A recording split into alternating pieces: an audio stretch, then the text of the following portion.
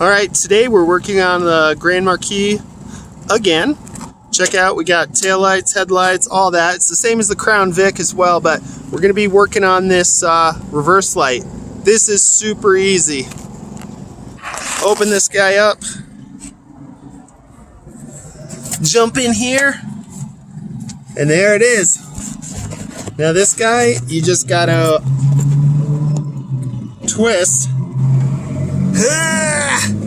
Come on. Now this one is counterclockwise. And you pop it out. Boom. There it is. And we're rolling. Alright. Big old school bus. I'm gonna grab this towel here. And I'm gonna finagle this out. Boom. There it is. We're out. You get your new one, throw it in. Boom. That's how you do your reverse light. You put it in. It kind of, you'll feel it fit into place. And lock it. Boom.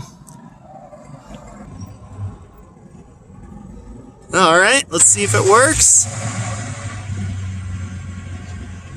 Woo! Yeah! There we go. Grand Marquis time.